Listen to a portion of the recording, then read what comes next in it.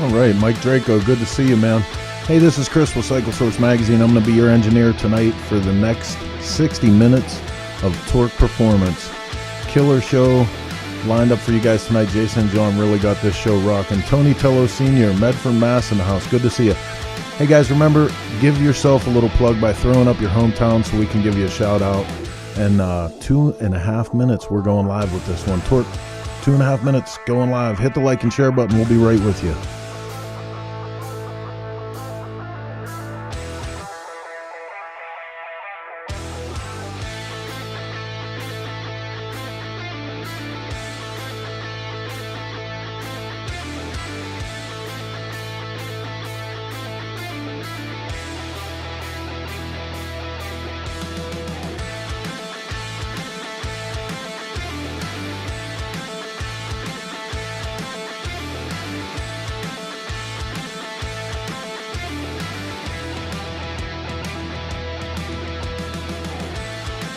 Russ Journey, Kearney, Nebraska. Good to see you, man. Bill Stevens, oh my goodness. Can't believe you're here. Derek Webster out of Ontario, Canada. Hey, I wanted to come on real quick, man, and give a big shout out to our supporters over at Choppertown. Choppertown's doing an incredible thing over there. If you guys haven't checked out the Choppertown Facebook or YouTube page, go give it a visit. You won't be disappointed. Two World Entertainment, lots of shows like this, like Torque and Shop Talk and Jody and Dave's Chopper history. But on top of that, they got some full length stuff you guys are going to dig too. Go check them out. Tell them the guys over at Torque sent you. Choppertown. 1 minute 30 seconds. We're going live with this one.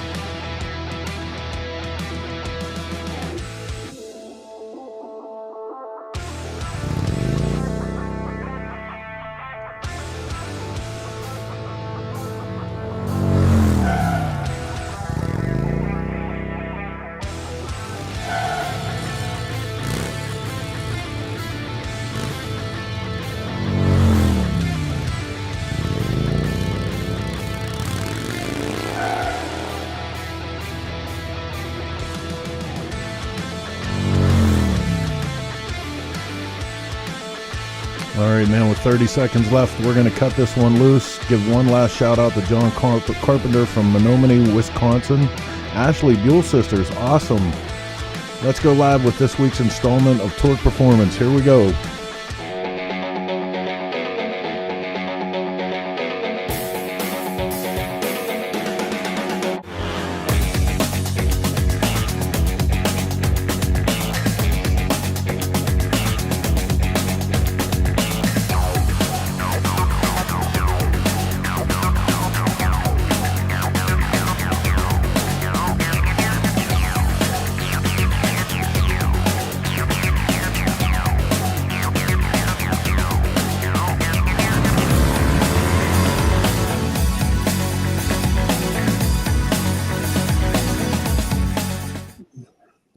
Welcome to our sixth episode, right? Sixth episode of Torque Performance Television, live in the SHINE WERKS studio. I'm here with my co-host, John O'Brien from Hardcore Cycles in Philadelphia. How you doing today, John? Hey, what's going on? Not a whole lot, man. It's been a busy week. I forgot. I lost all day Monday last week. Yep. Because of travel. Holiday. Go on. Well, no, yeah. And I lost last week. Right. And so then I don't know why I just thought like the magic genie, the bottle, I'd open it up and then there would be Chris would just like, hey, here's your show. I'm like, it's like, hey, dude, you got assets? I'm like, yeah. Traveling yesterday. He's like, yeah, I know. So I was like, damn it. So, and then I've just got everything through. And then, you know how it is at the end of the night when we're done with this show, it kind of, it's like, okay, we got that one done. We're good. Everything's good. And then Chris is hitting you up in the morning, like, okay, that was good. Have you started your for the next show yet? And I'm like, man, dude. What? So I thought it was pretty special because I got everything like kind of getting the ball moving and getting things going. And then I'm like, I get to work on Tuesday. I'm like, we lost Monday again. So it's 2 Mondays in a row I've lost. So, but we got a great show tonight. I've got a lot of great like little assets and things too. And we've got not a whole lot of news, but we've got plenty of things to talk about. The BRL race is this month, right? 25th through 27th in Salt Lake City. I know I've been talking to a couple of people that are going to that thing, and I'm trying to rally some troops. And I got invited to ride there from Clockworks facility there in Mitchell, South Dakota. And I just can't make all the moving parts get me what I got to get done here and still get there, because I've got a bike build that I have to have finished for Sturgis that has to be in Sturgis, done, rideable, the whole thing. So, how was your holiday? It was good. It was busy, running around. Short, and then it shortens your week up, so then you can't get enough done. Us being primarily online, Memorial Day sale. So come back Tuesday, it's like fucking chaos. Yeah. So let's talk about fill rates. I mean, I don't know if you've noticed it, and it's horrible. I think there's a lot of people that are in the industry that watch this show, and there's also a lot of people that support the industry, obviously, that watch this show. And man, when you're sitting down trying to get somebody taken care of, and I don't know how it is for you, but people are out of a lot of stuff. People are out of things that they normally try to get cables right now. We were just absolutely hammer jam trying to find a damn clutch cable for a customer that was going on a vacation, taking the motorcycle. We're at that time of the year, right, where people are, they need their bike done for a thing. But man, there's just like nothing in stock. Yeah, the plastics, the windshields, the cables. The cable kits, like the cable kits are there ready to go, but the connectors are delayed. Have you found that it seems to me that most of the hard parts manufacturers that manufacture everything here in the States don't seem to be having the same, and this isn't to start some, polarizing conversation, but it kind of seems like, there's certain people or certain companies that have product and certain companies that don't. And there seems to be a disproportionate number of companies that don't have product. They're going offshore. Legends, 99% of Legends product is made right there, in South Dakota. Right. The fulfillment rate is everything I order is in stock. Yeah. And I sell a ton of Legends. Yeah, we do too, and we just sold a full setup. My buddy Cam, he just got a Legend setup from us, and everything's in stock. So it's just kind of weird. You really kind of have to spend some time in the book.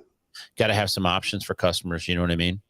Oh, it's tough. It's I don't want to say impossible, but I think this year people just have to get used to little wait times. Yeah, Amazon is out of stuff too. You get office that kind of stuff, And then the mom and pop shops and the smaller custom shops, like Bum King, Kraus, they're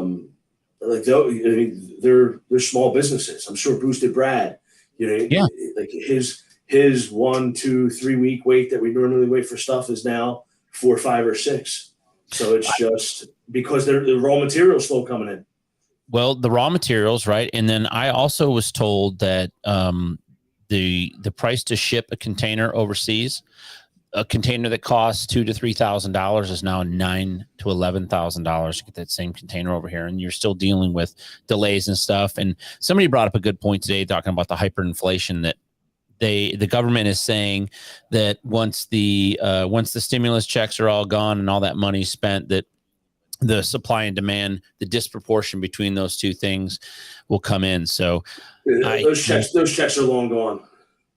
Yeah. Well, for most of the people that we know, absolutely. Those checks are long gone. Sure. So, it's funny. My daughter way overbought on tires about 2 months ago, 3 months ago. And I called her out on it. I'm like, what we couldn't find a bagger tire today. No, couldn't find it. 180 15. We ordered one. We ended up finding one for a guy, and he's like, "Well, I don't want that one." I'm like, check it out, dude. It's the only one. I'm going to put this on the Meekum auto auction, and we'll see how high this 180 55 18 goes, whether you want it or not. It's black, it's round, it holds air.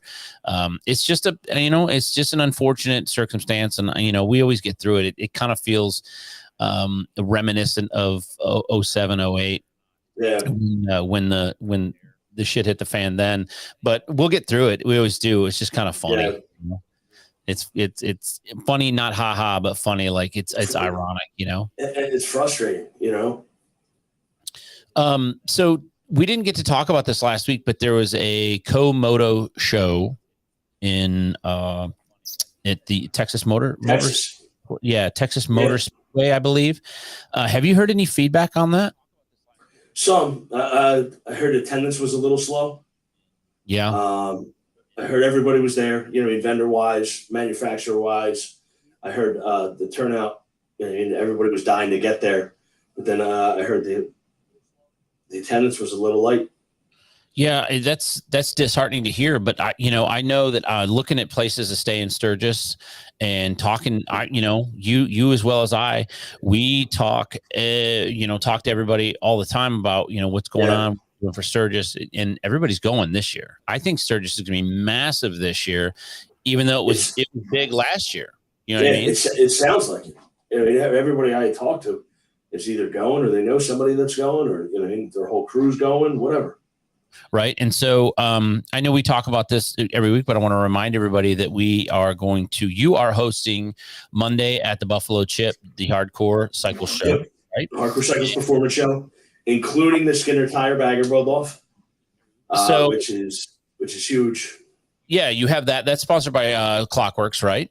Yep, Clockworks is a sponsor for that. Yep. Okay, so I want to kind of go. We didn't unpack that event very, very well the last time. I know that you are hosting that show at the Buffalo Chip. That's on Monday. Monday. You've got a pretty large prize that you told everybody about. So why don't you tell everybody again what you're doing for a grand prize, and how do they what class is that for? That's for best of show. So how's the show structured? It looks like you've got about 8 classes there. Yeah, we got Bagger, FXR, Dyna, Sportster, Softail, V-Rod, Indian.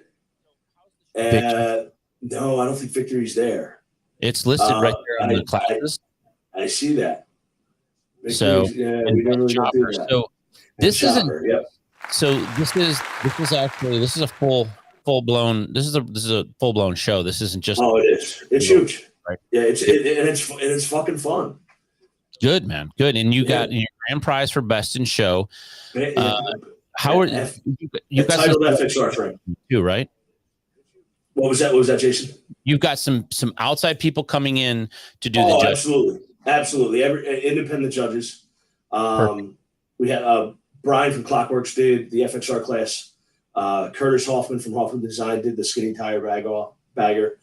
We had Dylan and Rob from Saddleman do the Dyna class. We had Black Dyna Mafia do a class. We have independent judges, so it keeps it fun. It keeps it original. You know what I mean? It eliminates the buddy system. Nice. So Nice. So are you riding to Sturgis, or are you riding in the air in your truck? Yeah, I am. I got too much shit to bring. Dude, people tell me that all the time. Like, you should ride to Sturgis. I'm like, I got all this shit. Yeah. I got a 36-foot trailer packed. It's very difficult when we go there to work. I mean, I've gone there, and it's sometimes it's just networking, but this year, so Monday is your show, and I'm going to be Tuesday. We have the Torque Performance show. Yep. And there's more information forthcoming about that. And then people are asking for more details. I know. So people are interested. People want to be there. People are like, hey, what's this about? What are we going to get going on? Is it all day? Is it, what I mean? So we need to start getting that out there. It's supposed to be, it's picking up some steam. Yeah, and we've got some. I will tell you that we've got some pretty strong interest from a lot of vendors. We've got some pretty strong. We have some players that are going to be there. Obviously, you're going to be there. I'm going to be there. We're going to have Jeff said he'll be there. Curtis said he'll be there. So Curtis Hoffman, Jeff Holt, and then Jeff's show is Wednesday, downtown Sturgis, I believe at the Harley Pavilion on Wednesday.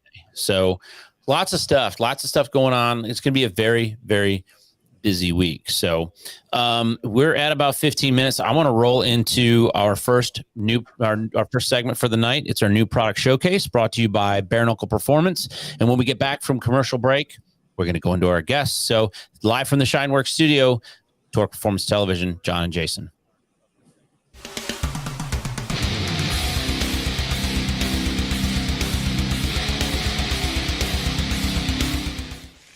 Welcome back to Torque Performance Television's new product showcase. I'm your host, Jason Hallman, and tonight I'm featuring a product from Bare Knuckle Performance. If you don't know, Bare Knuckle Performance builds all of their parts right here in the United States. Not only that, but they go to great lengths to make sure that the raw materials used to build their products are sourced right here from the USA.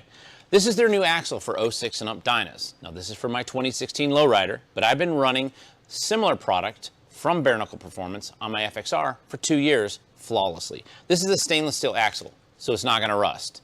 Its burnished surface prevents galling when you use the proper amount of anti-seize, which is included, and there's this clever nut that Paul went to great lengths to design.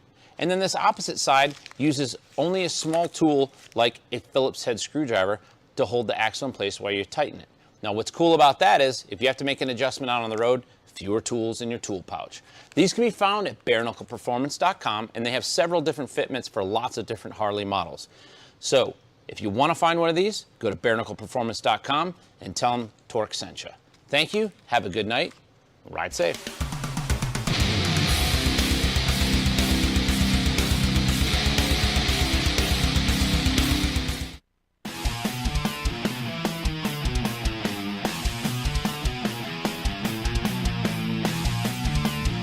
Hey guys, Mikkel here from Clockworks. Today I'm going to talk to you about a fantastic cleaning product that we offer called SHINE WERKS. I usually apply the product on one side of the microfiber towel and usually have a dry side, so kind of like the Karate Kid, you're going to do a wax on, wax off, clean it with one side, flip it to the dry side, you'll have no streaks left.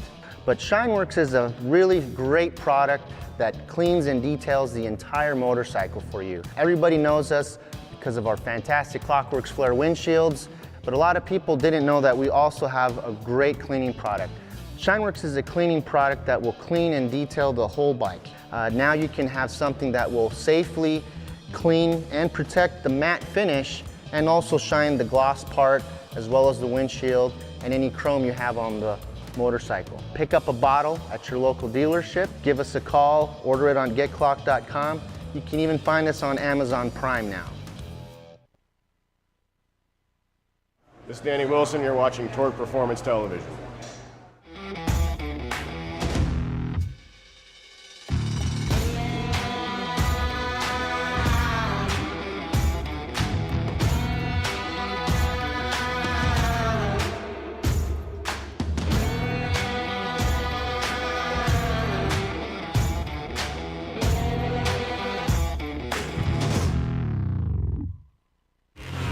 Everything we do at the track shapes what we build for the street and the dirt.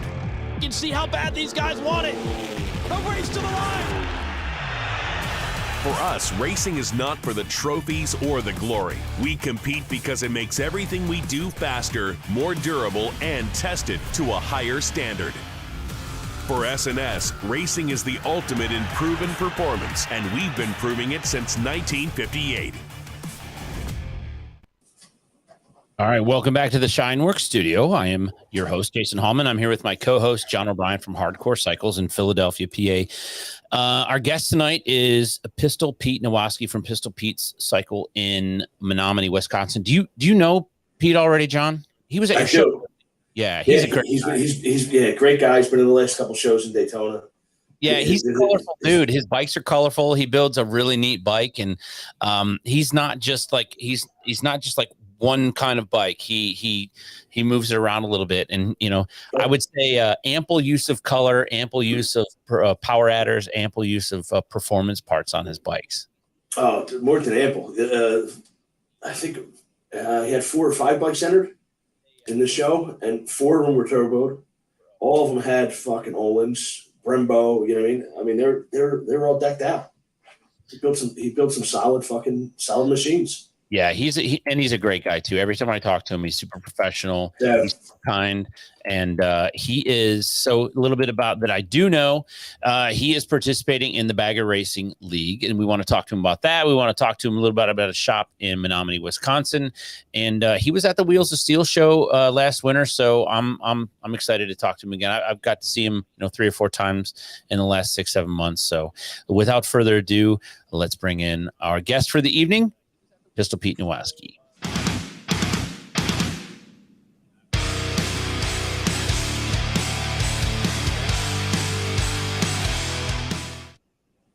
Hey, how are you?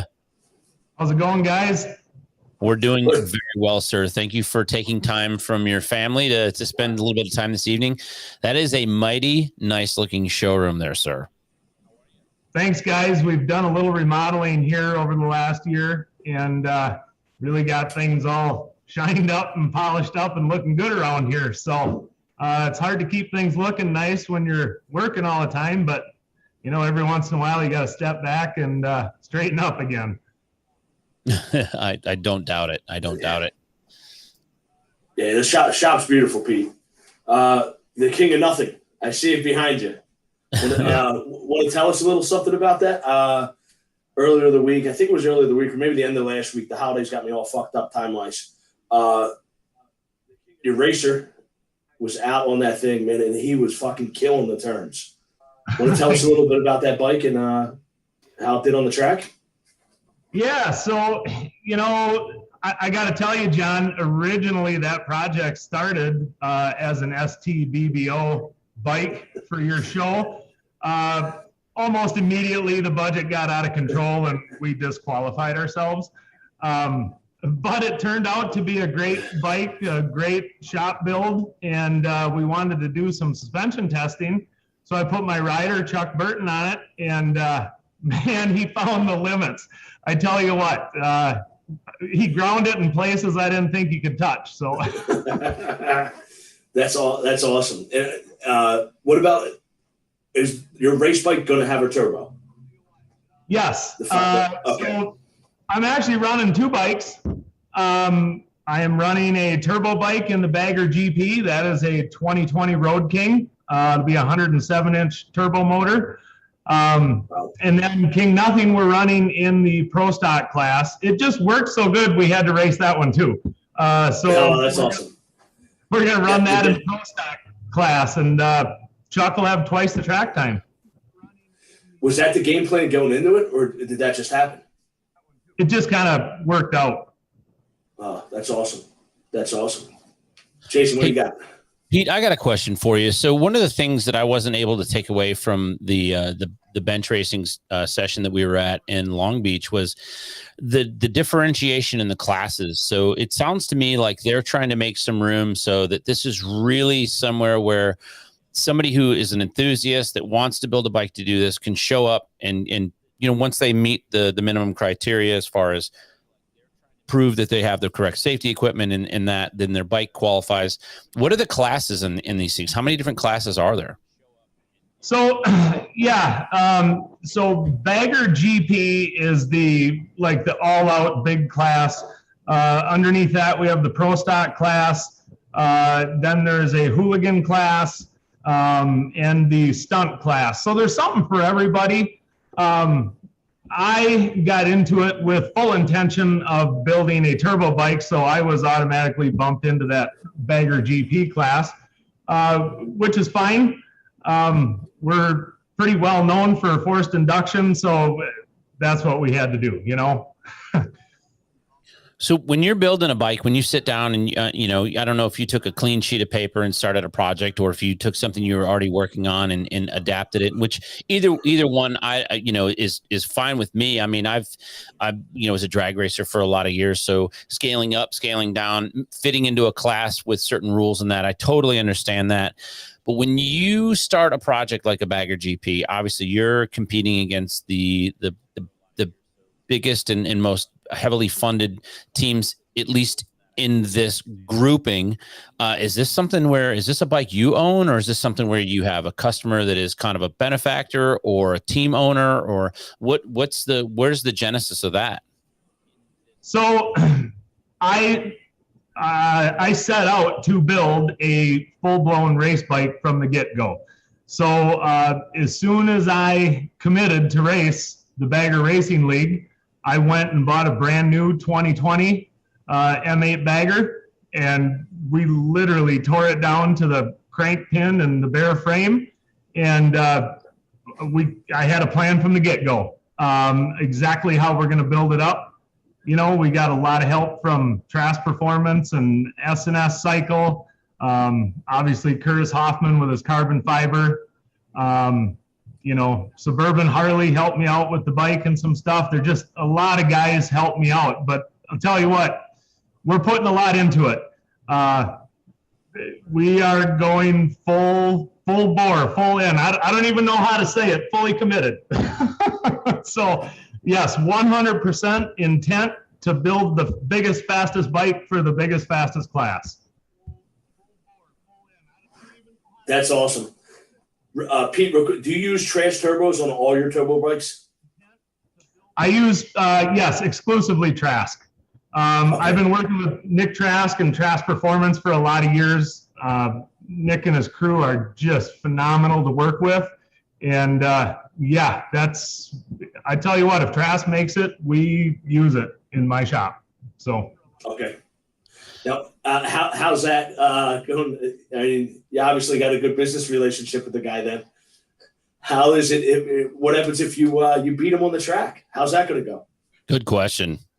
Oh, guys, I tell you what, we've actually talked about this a little bit, right?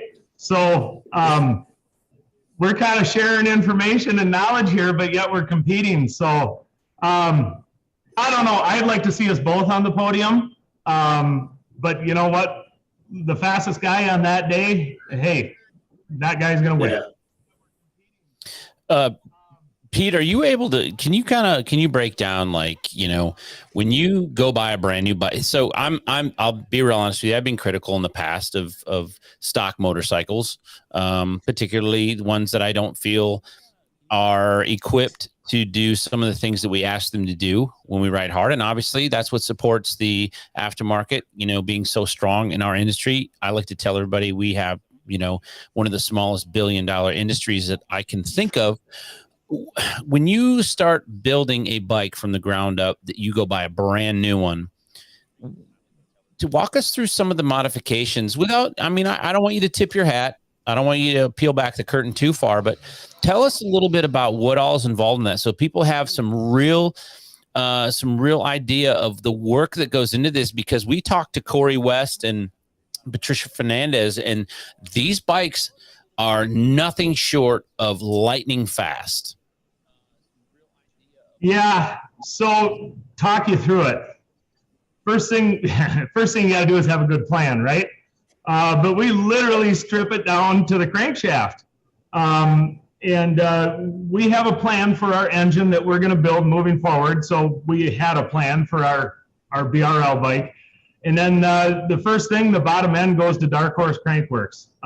They balance true, weld the flywheels, do all the case modifications. They 100% handle our bottom end stuff. You know, our go-to guys for the valve train and oiling system is S&S Cycle for sure. So we pretty much know what we're going to need and use there. Ward Performance helped us out on the heads for the race bike. Talked with Rick Ward and we came up with a plan. As you guys know, running a turbo on the race bike, we're limited to 107 cubic inch.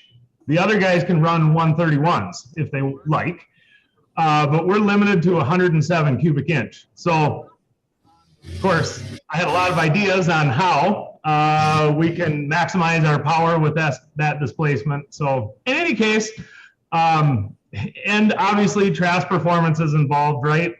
Custom turbo system. Nick and I talked about what we think would be the best combination of components, and that's what we got put together. Nick helped us out with the subframe and the swing arm and all kinds of stuff there. Transmission, shipped that to A1 Mike, A1 Cycles, Mike B. Land. He did all our modifications to the transmission. We had Jade Affiliate, custom wheels, race weight wheels for us that we hope to have available for sale moving forward. We use my Pistol Pete's suspension and brake components. So for the front end, our Olin's forks built to our specification with triple trees, axles, all of the Brembo brake components that Pistol Pete's makes. Curtis Hoffman with the body, and then, man, some local guys, Powder Plus for my powder coating and Wasota Custom for the paint, Jiggy's Graphics for all the lettering and decaling. I mean, there's just a whole lot of people that have kind of, are helping us out with this. I mean, it takes a lot. It takes a lot to organize and put together, you guys. A lot of planning. I'm sure. So I have a couple questions for you. I'm interested in this this is a self-dealing transaction. Are you tuning this yourself on your own dyno? Absolutely. Okay. I personally do all the tuning in-house, all the turbo bikes, all the Thunder Max stuff. If it comes out of here, I tuned it. So let me ask you this. What are you tuning it with? What is your tuner of choice?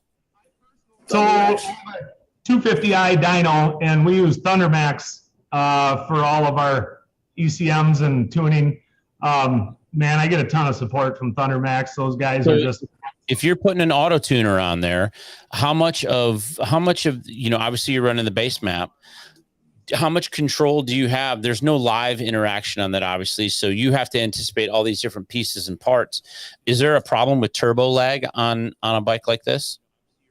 No, guys, here's the deal. Without Thunder Max, I wouldn't even be doing turbos. Thunder Max is the best system that we've found to operate these bikes with the turbos. Yes, they're auto-tuned, but there's a lot going on in the background. I mean, we set the parameters and the tuning parameters, auto-tune parameters. Once I develop a base map that I want, then I determine the parameters that the ECM will tune in. So it's phenomenal. It's the best one out there in my opinion. We exclusively use Thunder Max at my shop. How many hours do you figure you have before you go to the track the first time? How many hours do you figure you have tuning that thing? Oh man, I mean, it depends, I guess, how things go. I mean, I could have 5 hours in tuning it. I could have 15 hours. It just depends on what details I'm trying to work on. I won't sit on the dyno that long. A lot of times I'll do some street tuning to get in some spots that you maybe can't touch as well on the dyno, but it just depends. I mean, it just depends. You can spend a lot of time and really dial it in, but half a day on the dyno is usually pretty good. Dude, I have to tell you, you have, of all the people we've had on the show, you've got the most shout outs from your clients in your followers. You've got a guy named Ray Dunn, wanted to give you props on the Blue Springer that you had at Sturgis last year. Amazing, strong work. Mr. Al Fall loves his Pistol Pete Powerhouse with Trask Turbo. You've got a guy named Jeff Weber, wants to have a set of inverted forks for his Road Glide. Saw them in Daytona. So Jeff Weber, if you're watching, you need to DM Pistol Pete, and I'm sure he can hook you up. Yeah. Yeah. So obviously we have our front ends and our line of brake components. Bringing that whole product line to fruition during a COVID year has been a bit of a struggle. It's getting all the pieces together has taken a little more than I anticipated. I'm a little OCD, so anything less than a perfect rollout just wouldn't be good enough. So, gosh, we hope to have all our parts live on the website real stinking soon here. So, and we hope to go to Utah and race proven performance and show that our parts and our components and our setups and our bikes are as good as anything in the country, and that we can go compete with anywhere. So yeah. I got a quick question about the weight of the bike. You mentioned with the turbo, you're maxed out at 107 cubic inches. Correct. What is the weight, the max weight or the minimum weight, I should say, is the minimum weight for turbo versus non-turbo the same minimum weight, or does that vary? Same minimum weight. 500 is the minimum. Now, I don't think anyone's going to come close to that light.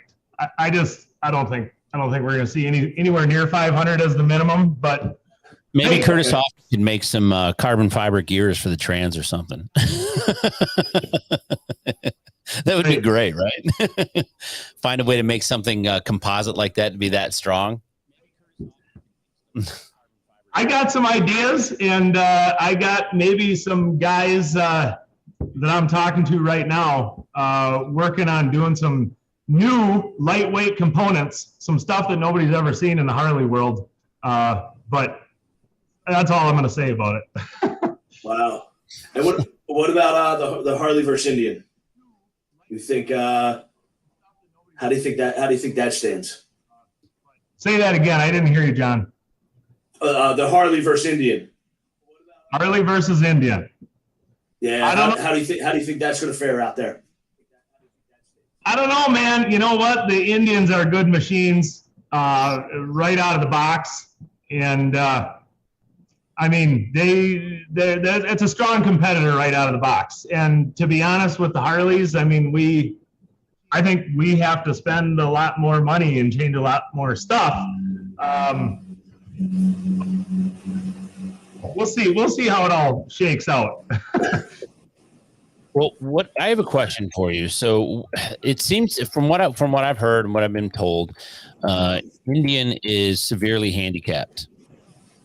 And so this plays into the question. I had written down a question when John was asking you stuff. And I want to know, how limiting is the rule package in the BRL? Like, so that kind of plays into, you have the Indians got some limitations on it, right? There's some things you can't do and can do. It's almost like a different set of rules. I mean, is it to create a level playing field, or do you think it's set there to create an advantage? Me, I don't. That's not set up to unfairly give an advantage either direction. I think the rules are more based on the machine. There's some obvious differences between Harley and Indian, and I'm sure the rules cater to those obvious differences. I don't think there's an advantage. He's running for office here. Yes. They're gonna elect him the new official rule maker for the BRL. That was a great flippant answer, dude. That was awesome.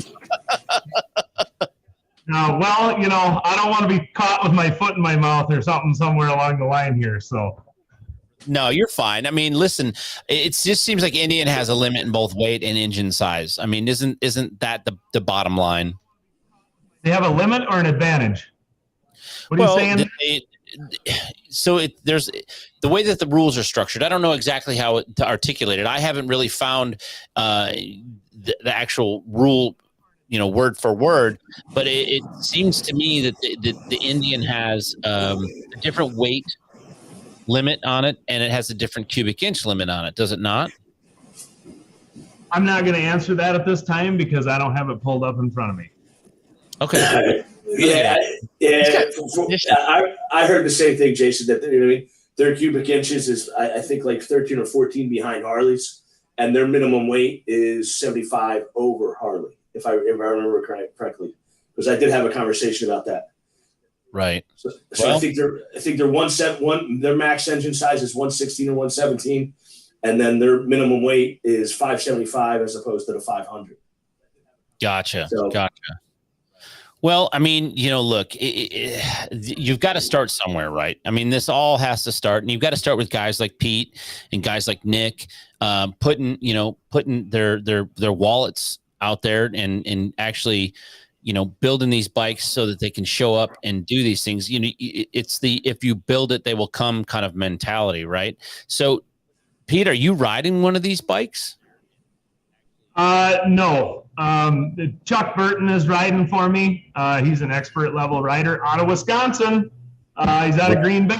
We got to support my upper Midwest guys here.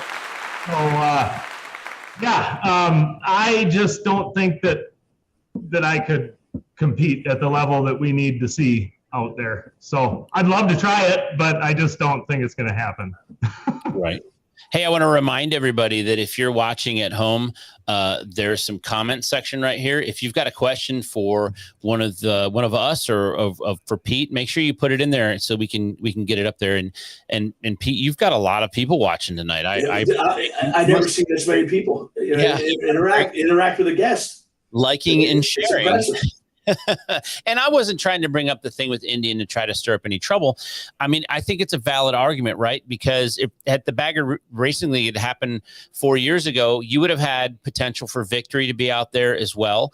When Victory was still around, and Harley, and to be honest with you, I see, or I would predict that there would be more manufacturers. When this works well, because I do believe that it will work well, that I think we're going to see some other manufacturers come to the table and try to do it. Listen, it happened in NASCAR. It's happened in drag racing. You watch on Sunday to watch a race, and you're going to see Toyota out there. I mean, that's the one, that's the outlier in that segment.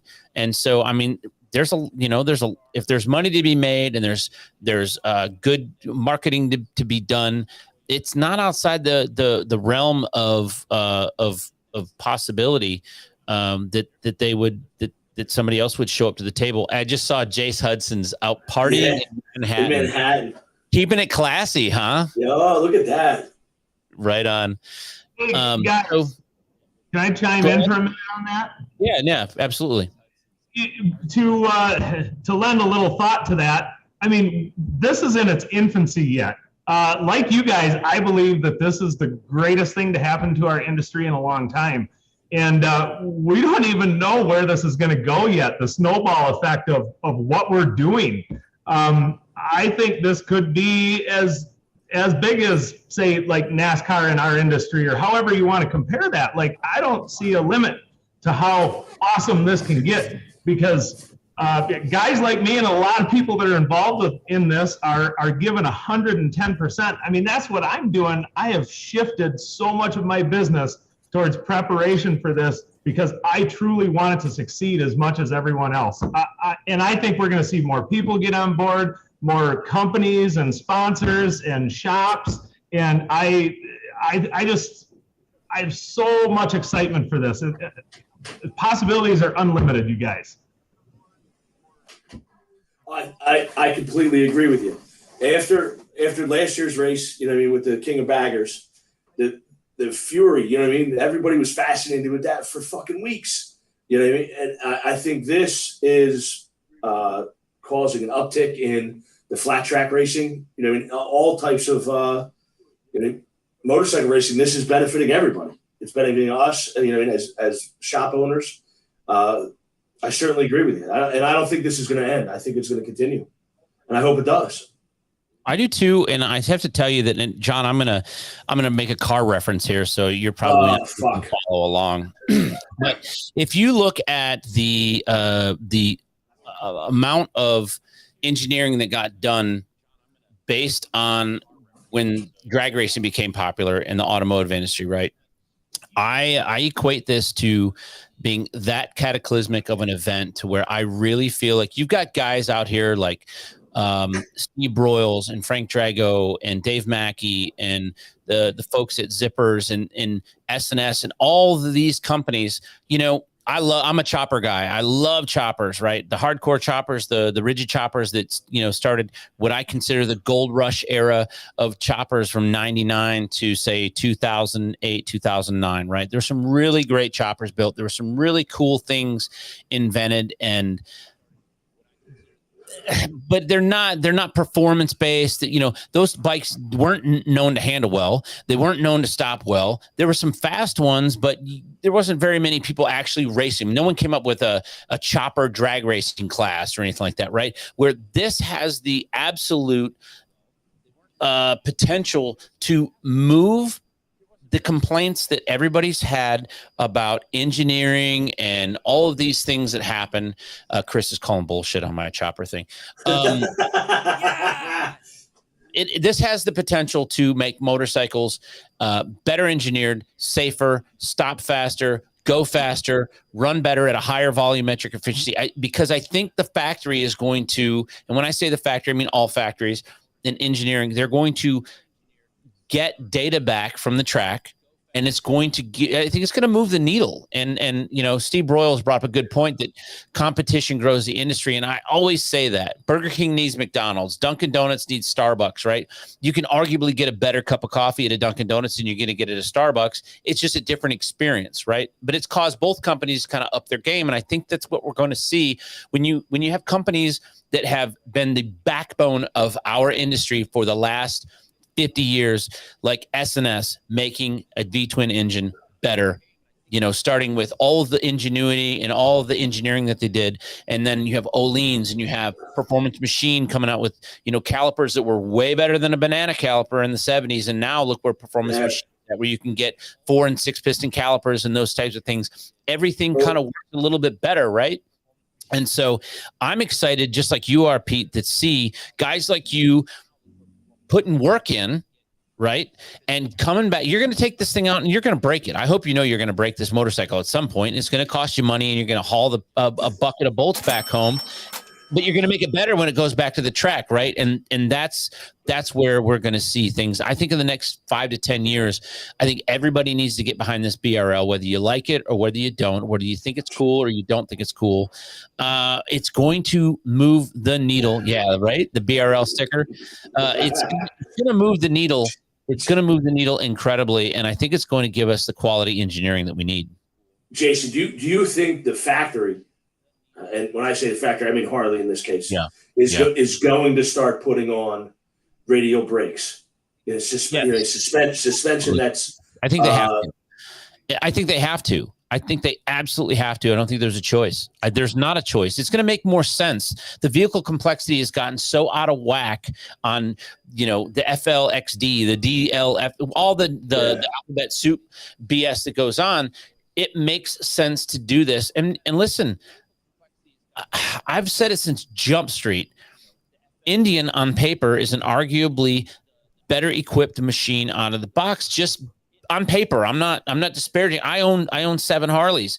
I don't own an Indian, right? But I'm saying you have radial mount calipers. You've got a monoshock rear suspension. You've got a monocoque frame. You've got 120 horsepower out of the factory. You've got a unit construction. You know, look at where the Pan American's going. I'm gonna guarantee you. Have you ridden one of those? I haven't yet, but I can tell Jeff. Pete, have you ridden one? Pete, no, me neither. I'm dying to. Listen, I think that will be the future of the racing that we're talking about. Is going to be a vehicle like that is going to be adapted into what we're doing. I'm just looking at, you have 4 classes, right? You have Bagger GP, you have Pro Stock, Hooligan, Stunt. Can you tell us what the difference between a Pro Stock and a Bagger GP is, Pete? I don't know if I can tell you the definitive differences. I don't have it in front of me, so I don't want to say exactly what the difference is. Right, but I mean, okay, so you can say the difference is about $5,000, or you could say, you know, basically it's dialed back some. I mean, what do you make of what we just talked about as far as, you know, the engineering and the difference between the 2 bikes and all those different things? So one thing that I was thinking about was it back in the 60s or 70s when Willie G was instrumental in the styling of Harley Davidson? It started like 71, 72. Yeah, so he was out looking at what people were doing, how they were customizing and modifying their motorcycles, and he took that back and sort of changed the styling. So what I think potentially could happen is the motor company could be looking at say guys like me doing the inverted front ends and the brakes and stuff and say, hey, that's what people want. Maybe we should apply that to our factory motorcycles. If they're paying attention in doing that, which I think they need and want to do right now, is get back in touch with their client, with their customers. So I think we might see it moving forward. So yes, the Indians have inverted forks and radial calipers and, you know, better shocks and yada, yada, yada. So I think we'll see some of that moving forward with Harley if they pay attention to what we're doing, and I think they won't have a choice. So yeah, this performance trend, gosh almighty, I've been waiting for this my whole career, I gotta tell you, because I love performance and power and things that work and make sense and go fast. And now it's like the epitome of... It's the trend, Pete. I gotta agree with you. I love performance. I love going fast. I love stopping fast. Chris, can you put up the Bronx one more time? The Street Fighter that Harley was going to come out with that 1250. There we go. I knew they were coming with a Street Fighter. Just to clarify, I knew they were coming out with a Street Fighter. I didn't know it was called the Bronx. The Bronx, yeah. It's all right. You live in an egg. No, it's a clever. I mean, that's a clever looking motorcycle. And I have to be honest with you. If I was going to go buy a sport bike, I would rather buy that than to buy something made a Japanese bike. I just would. I mean, that's just how I feel about it. I mean, in looking at that thing right there. So what? They're not making this, or they are? They put it on pause. So I guess they wanted to devote a little bit more time and marketing to the Pan American. Okay. And then, you know what I mean? And they're not sure how they're going to roll it out. Well, I can appreciate that. I mean, you know, I'm a big, except for an iPhone, I'm a big proponent of waiting until something's done before you release it. I'll buy the new iPhone as soon as they come on out, and I'll just do the R&D for them with trying to break it. But well, I literally bought. We have an FTR 1200 from Indian. I literally bought that maybe like 2 weeks later. The images of the Bronx and that, you know, that came out, and I was like, fuck. But the FTR, I've heard nothing but good things about it. I know Dan Toast makes a killer exhaust for it, and I've heard it in person. And it sounds great. Yeah, he brought a couple of those over to our show in Daytona. That he does beautiful exhaust. And to be honest with you, the FTR, the suspension, the brakes, the engine, you know, the exhaust intake and tune is pretty much all you have to do. You know what I mean? The EPA, like that thing at an idle. Just like the Harleys, you know what I mean? It's just angry. It sounds angry. That's it's awful. You know what I mean? But the stock tune in that is just awful, and that's because of the EPA, not because of Indian or Harley. You know what I mean? Hey Pete, I want to go back to a couple of things. You know, we have not even talked about Pistol Pete's Custom Cycles. We have just completely ripped your ears off about this racing thing because you're you know, we want to know your opinion of everything. But what kind of stuff you do? I mean, obviously we've been scrolling through some pictures of some really, really awesome looking bikes, and you have a solid use of color, and I'm sure that, you know, as far as a mechanic, it looks like you're second to nobody, that you're right up there with everybody else. What kind of fab work and custom stuff do you do in-house?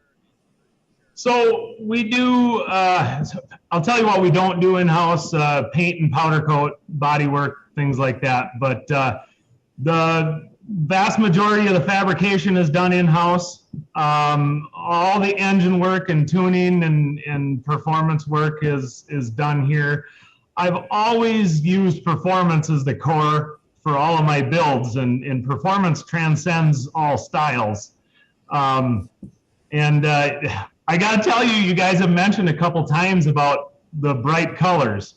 Well, I used to build a lot of black bikes, and I was always frustrated that they didn't really get attention, and it's so obvious. But somebody told me once that, hey, if you're going to get noticed and win shows, you got to do flashy colors. So that's just what it's going to take. So I started doing that and applying like attention getters, as I would call them, or you know, accents or styling and different things. And the color has to draw you in. So if you want a real showstopper, it should be stopping the show from the other side of the street when somebody's walking down the street. So you got to have something to draw that person in initially, and then they can get in there and then they can appreciate all those performance things and those working parts, because I was always the guy that didn't like components that covered other things or style type things that they have a function or a purpose. And, so that's why this is so awesome. I can use the color to draw the person in, and then I can showcase my strong point, which I believe is the engine work and the performance suspension and the mechanics of it and the geometry and the things that make it bigger, faster, lighter, stronger, whatever, you know. So it's just cool to be able to combine those different aspects in different bikes, like the Springer Softails. I get crap a lot. I love Springers, but some of my Springers that I built, that one is 275 horse at the rear wheel. Holy shit. What? That's like a car. That blue Springer that you had up a couple slides back is like 216 horse at the rear wheel. So holy shit. We were building these really badass, fast, powerful Springers. Well, they don't stop real good. So we had to develop radial calipers and brakes and things for them to shut them down. But man, the guys that own them, they ride the crap out of them. I mean, I would set them up or line them up next to anybody. I mean, they ride them hard. Pete, I got one question that we probably should have asked earlier is, how long have you been in business? How long you been doing this? 17 years on my own, actually. So, no shit. Yep. I'll never forget when I started my shop. I literally had moved from Arizona back to Wisconsin, and I didn't have a lot. I literally was living upstairs with my mom at her place, and borrowed like $5,000 from my dad and rolled my toolbox into my stepdad's shop, and it was as professional as I could be on the budget that I had. But I just kept working and grinding and moved into a little bigger building in town. And then I had the opportunity to buy the building I was in and then fix it up and move forward and continue to build bikes and kind of perfect things and, you know, feel out my style and, you know, blah, blah, blah, blah, blah, whatever. Anyways, so 17 years later, here I am building a BRL race bike. One thing you guys may not know too is I'm working with Buell Brothers Racing on a land speed project for the Bonneville Salt Flats.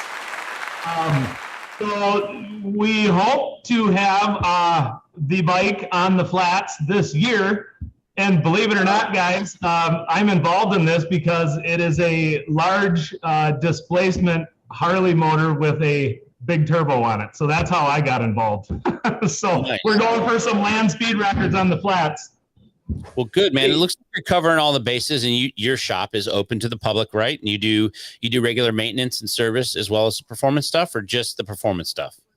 Our primary focus is performance and custom. We do service and maintenance for our regular customers. I'm not going to lie, it's not as much as we used to because it's the nature of the beast, I guess. But we do our best to try to help in every way we can. And how can people find you? Your website is pistolpetesusa.com, right? And correct. Instagram is Pistol Pete's Custom Cycles, and that is the same as you are on Facebook. Yep. And you guys you keep normal business hours, and you're available pretty readily to build motors for people and do turbo tunes and all that stuff. And I'm sure you hit on all cylinders as far as taking care of people all around the country. We do our best. I'm not perfect by any means, but I mean well. Well, I appreciate it. John, do you have anything else for Pistol? No, I just wanted to make sure everybody knows Instagram and how to get a hold of them. Very good. Well, listen, Pete, I'll see you soon in Sturgis. Or no, I'll see you at the Bagger Racing League race in Salt Lake City in a few weeks. And I wish you and your team all the best. And we'll clink some glasses when I see you there. And I appreciate your time this evening. Have a fantastic rest of your work week. And we'll see you soon. Good luck, Pete. Thanks for joining us. Thanks, Jason. All right, when we come back from our next commercial break, we're going to go into a Torque Tech segment with Mr. Mark Matthews from Texas Performance MC. And then we have my favorite segment from the Gram coming up live in the SHINE WERKS studio.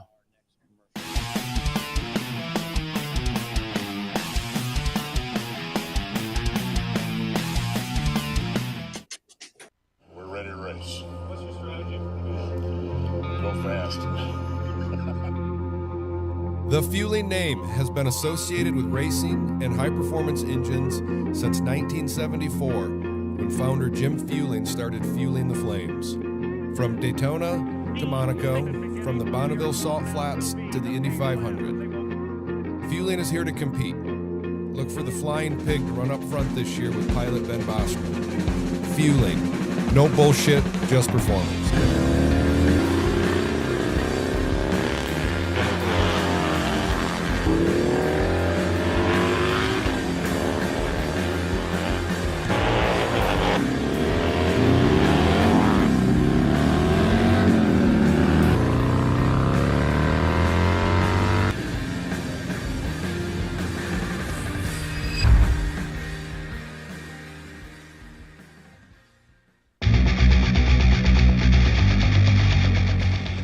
My name is Nick Trask. You're watching Torque Performance TV.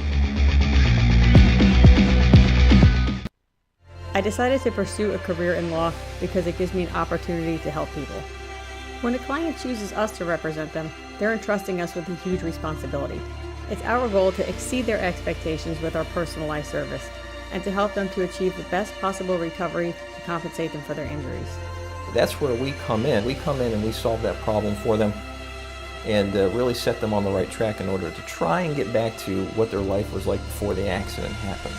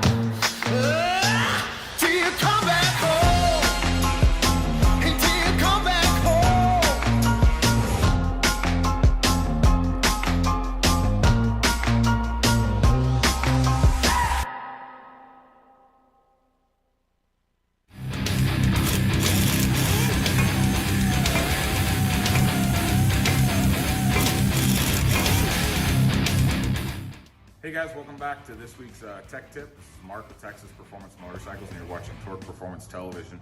I just want to go over a quick tool that has come out recently that we absolutely love here. It is these case plugs from 9 Finger Fabrication. So you can buy them individually per engine size. So this one obviously says twin cam, or you can buy a whole set. They make them for Evolution and Shovelhead, as well as the Milwaukee 8s. All the different sizes for the different case bores depending on the size of the engine. Super simple to use. They've got a couple magnets built in and then a nice cutout in between. And all you're gonna do is you're gonna come over to your engine, you're gonna slide them over, put one side down, and then slide the other side over and let them magnetize together.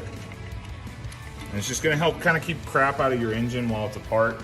Keep your connecting rod from damaging your sealing surface for your base gaskets, all those sorts of things. Thanks for tuning in this week, and we'll see you next week at 9 p.m. on Torque Performance Television.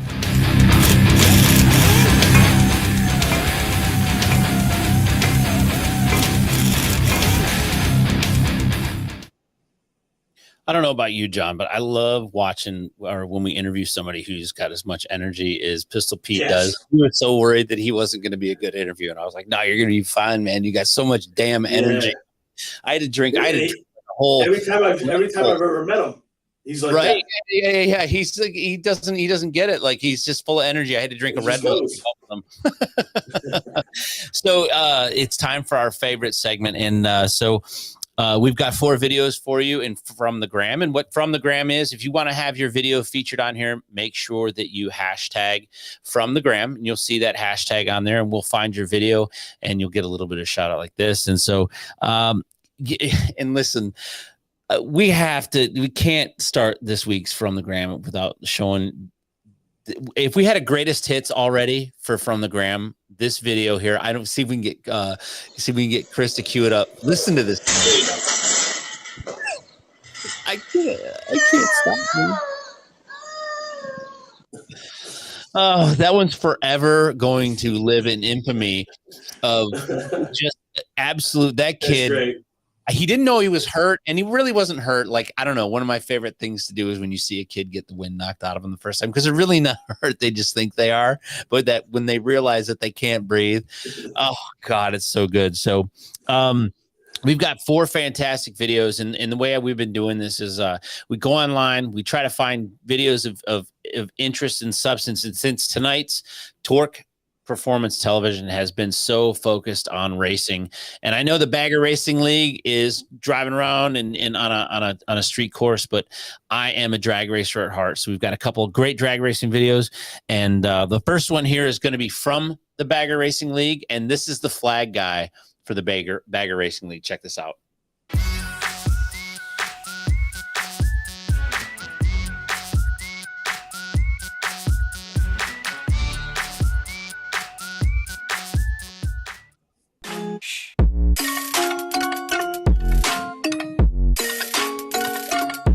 I don't think there could be a more appropriate theme song for this. This guy looks, he's gonna be great. I can't wait to go to Salt Lake City. His energy. Yeah. And he's right out there. I mean, he can get hit. I don't consider that at all. Oh God, it's great. That is awesome. I think he's as out of breath as the racers are. Oh, he's done. All right, so our next one here is from Silver Dollar Raceway, and this is from 141 Speed Cycles. This video I want to do this so bad, John. We've got to find a way to do this.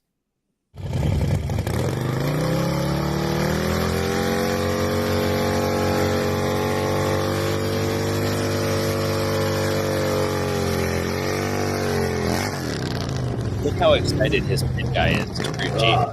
This dude's all in. He's all in. Now listen to this thing idle.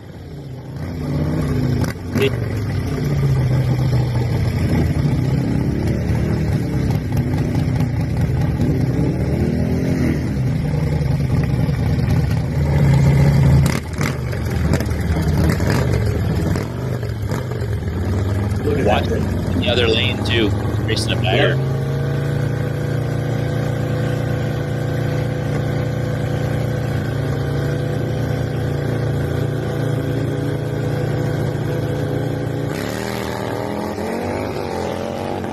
Holy shit. That's no joke, son. That is no joke right there. That is awesome. That thing is gone. I want to do that so bad. We've got that. I don't know. I thought I told you we bought the Torquester. We're gonna call it. I've got that 1200 S with the dual plug heads. Man, you can make them Sportsters run. Oh, fast, dude. So we're gonna get the thing hooked up. I got to get a Saddleman seat on it and put some low shocks on it, and tie that front end down, and just beat the crap out of it. The third video, dude. This thing. If this doesn't put lead in your pencil, stop watching Torque Television, unfollow us, unlike us, unshare us. If you don't like this video, you don't get what we're all about. Oh, That's that awesome. thing is dope. That was some Beast Coast style.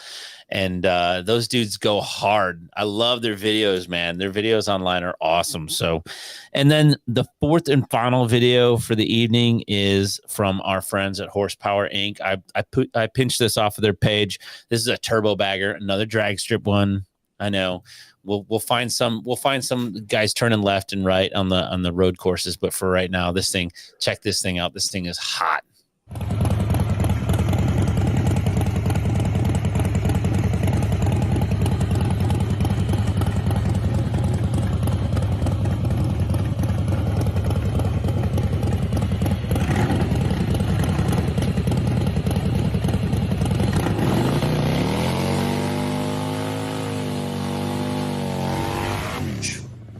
I can't wait.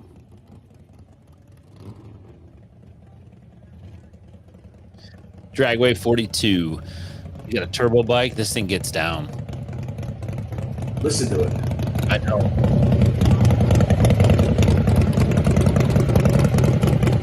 Holy shit. Yeah. You mean business, dude.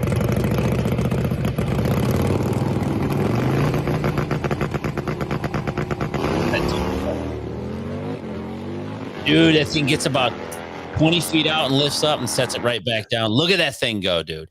Hey, Chris, can we get Chris to bring up the video from Silver Dollar Raceway real quick? There was something I forgot to point out on that. If you can pull that up again real quick, when the guy does the burnout.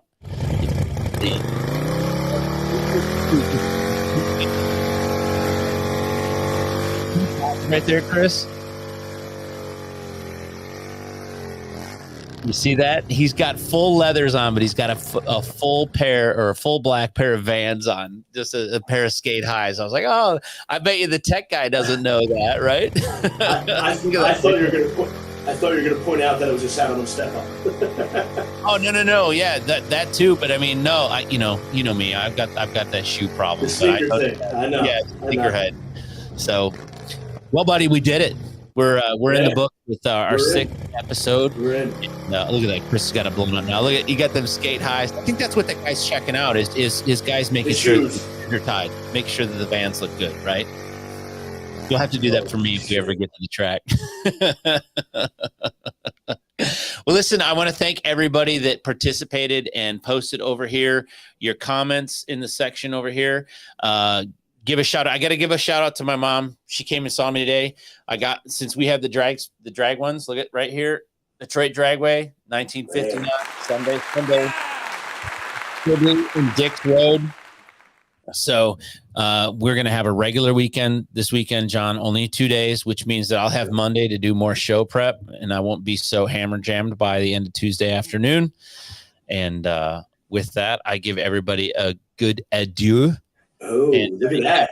Oh, what is this? What's this? Oh, is that the Hardcore Cycles website? Yeah, hardcorecyclesinc.com. Yeah, we got it. We got any parts? Sell? Oh, we do. We do. Oh, look at that guy. Yeah, right. Big time. Big time. All right, man. Well, listen, I want to thank everybody for following along and helping us out. It means the world to John and I and Chris and Heather over at Source Media. And let's have a great weekend, and we'll see everybody again next Thursday night at 9 p.m. Eastern. Shine Works Studio next week. Come check us out. Bye. See you.